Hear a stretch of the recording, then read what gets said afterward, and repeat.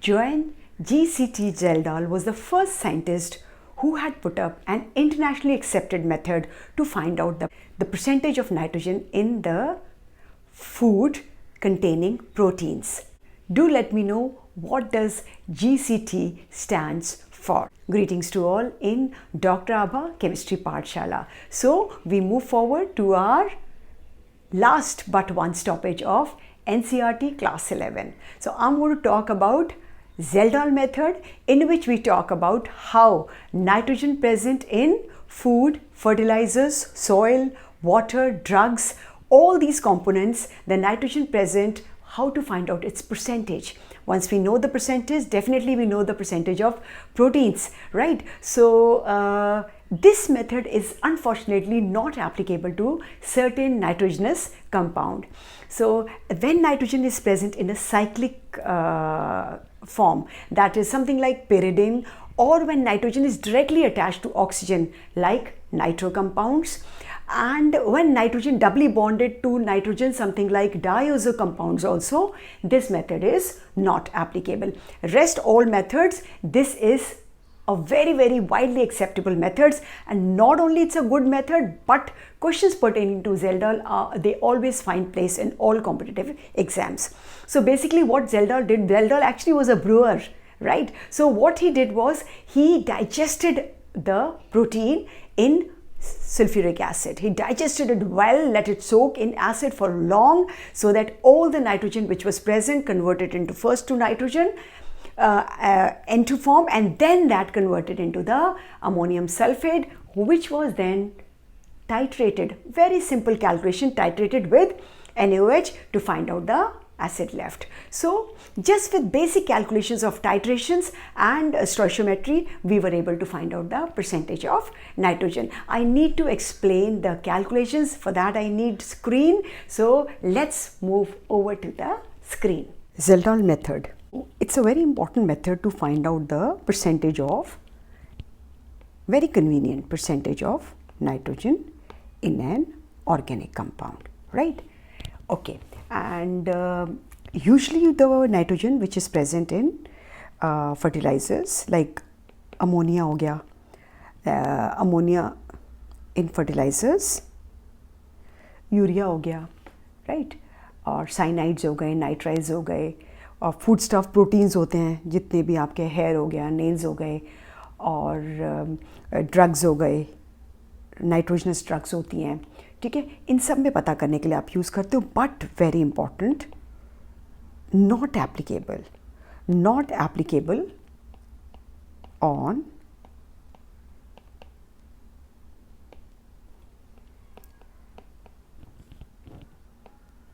Diazo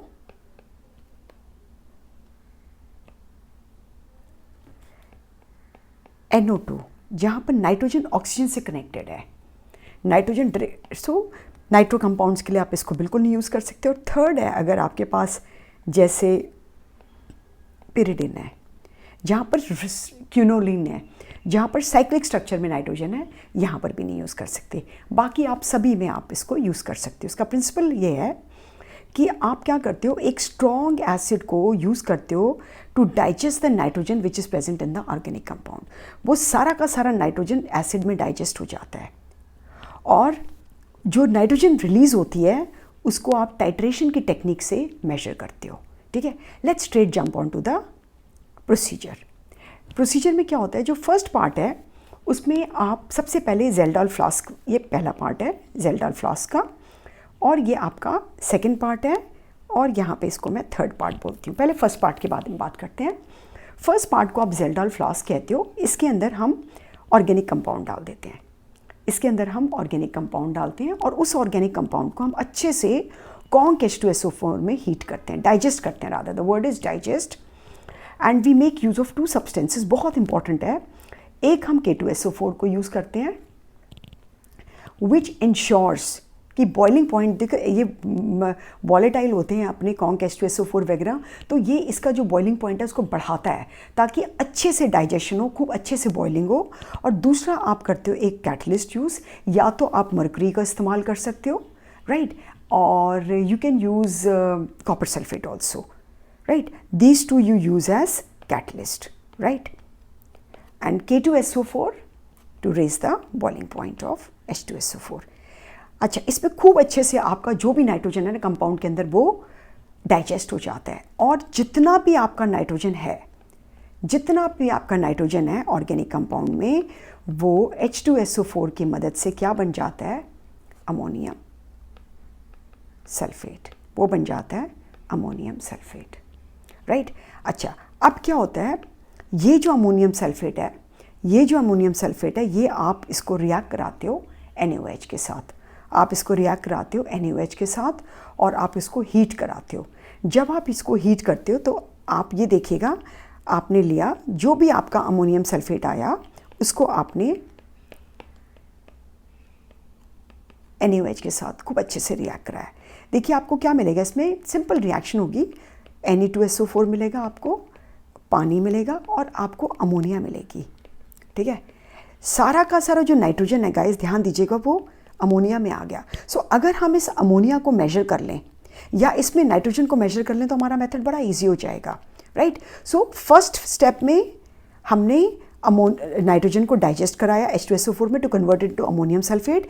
in the second step where I have mark 2, हमने पूरे के पूरे को अमोनिया में कन्वर्ट कर दिया। अब थर्ड में हमने क्या किया, जो भी आपका अमोनिया था, बिल्कुल ध्यान से देखिएगा गाइस, जो भी आपका अमोनिया था, मैंने पिंक से सर्कल किया है, आपने उसको एक ऐसे एसिड के साथ, मैंने यहाँ पर H2SO4 लिया है जिसका आपको ऑफकोर्स वॉल्यूम भी नोन था और आपको इसकी मोलैरिटी भी नोन थी, इसके साथ आपने रिएक्ट करा दिया। तो काफ़ी अमोनिया इसमें रिएक्ट हो गया और कुछ लेफ्ट ओवर हो गया। जो भी इसमें से लेफ्ट ओवर हुआ, थर्ड पार्ट में से left over acid whose molarity was known, right? Now how much of ammonia has been used up, वो आपको कैसे पता चल जाएगा, इसका वॉल्यूम कैसे निकालोगे? आप एक ऐसे बेस से इसको रिएक्ट कराओगे जिसका मोलैरिटी और वॉल्यूम आपको पता होगा। आप इसका टाइट्रेशन कराओगे ऐसी चीज़ से जिसका मोलैरिटी और वॉल्यूम आपको पता होगा। सो आपको कितना वॉल्यूम यूज़ हुआ है वो पता चल जाएगा सल्फ्यूरिक एसिड का। So I hope principle is clear to you. Let's move on to the steps. So first what we get is, from the first part we get ammonium sulfate. From the first part we get ammonium sulfate. From the second part we get ammonia. Upar I have written the reaction. In the third part what we do, we titrate ammonia to acid. Ammonia is a base, you treat it to acid. I don't think so I have written that reaction, let me write it here. Ammonia को आपने acid से react कराया। जब ammonia को आपने acid से react कराया, of course ये न्यूट्रलाइज होकर आपको एक सॉल्ट दे देगा, ठीक है? और इसको आप देखिएगा तो आपने 2 पार्ट्स NH3 के लिए हैं और आपने 1 पार्ट H2SO4 का लिया है, ठीक है? सपोज जो ऑर्गेनिक कंपाउंड आपने लिया जेल्डाल फ्लास्क में, उसका जो मास था वो है आपका W ग्राम, राइट? और H2SO4 जो आपने लिया अमोनिया वाले फ्लास्क में, तो जो वॉल्यूम H2SO4 का लिया वो आपने लिया VH2SO4 मिलीलीटर ऑफ, मोलैरिटी आप ले लीजिए M1, ठीक है? ओके, नाउ फॉर NaOH जो आपने टाइट्रेशन कराया है H2SO4 के साथ, इसका आपने वॉल्यूम लिया VNaOH, right? And this is a total volume. VH2SO4 is a total volume और VNaOH आपका वो वॉल्यूम है जो H2SO4 के साथ, जो लेफ्ट H2SO4 है एक्सेस जिसे आप कहोगे, उसके साथ रिएक्ट कर रहा है। और आधा किसके साथ रिएक्ट कर गया? Some part has reacted with ammonia, right? Okay, so V जो वॉल्यूम आपका NaOH है और आपने M1 मोलैरिटी ले ली, राइट? किसकी? NaOH की। और N फैक्टर जो बेस का है ये NaOH का एक ही है। So using MV into N of acid into volume of acid अपने को पता नहीं है, ये अपने को निकालना है एसिड का जो रिएक्ट कर रहा है NaOH के साथ, और M1 आपने मोलैरिटी ली। तो बेसिकली आपको पता है ये N फैक्टर H2SO4 का 2 होगा, ठीक है? तो जो वॉल्यूम आपका एसिड का लेफ्ट है वो क्या हो जाएगा, that is going to be, जब आप इसको डिवाइड, NaOH का 1 है तो ये कट जाएगा, ये आपका हो जाएगा VNaOH बाई 2, राइट। सो यहाँ पे राइट, ये एन फैक्टर यहाँ पे चला जाएगा, VNaOH बाई 2। तो अब जो आपका NaOH का लेफ्ट है जो एक्स्ट्रा था, उसने VNaOH बाई 2 ml हो गया। सो जो अमोनिया ने कंज्यूम किया, राइट, वो कितना होगा, वो VH2SO4 minus VNaOH divided by 2 होगा, ठीक है।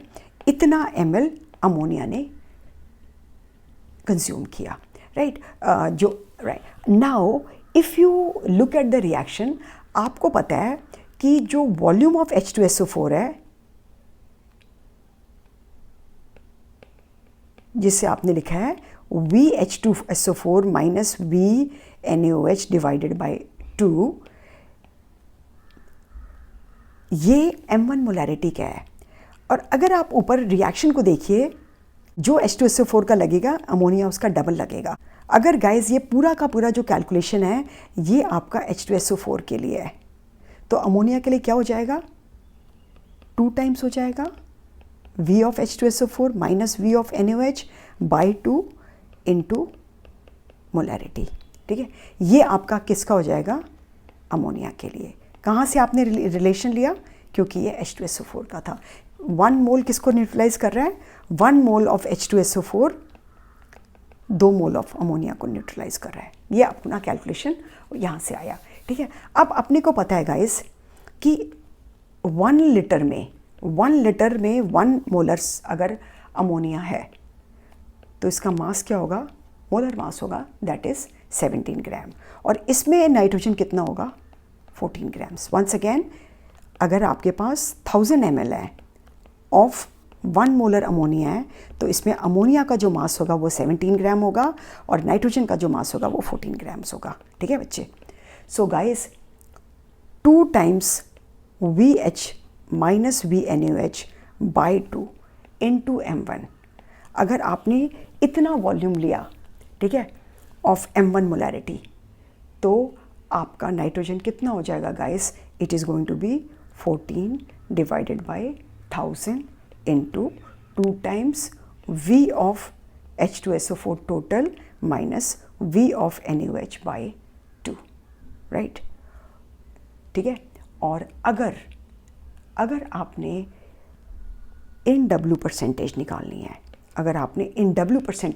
है, तो ये सेम कैलकुलेशन हो जाएगी आपकी 14 divided by 1000 into VH minus VN by 2 into M1 by W into 100%। इसको थोड़ा सा सिंप्लीफाई कर देते हैं, 100 इससे कट जाएगा, 1.4 into M1 into 2 VH minus VN by 2 divided by W, right. और अगर आप चाहो तो इसको ऐसे भी लिख सकते हो, 1.2 into molarity of acid into what is this 2, basicity of acid 2 है, into volume of acid use into volume of acid used divided by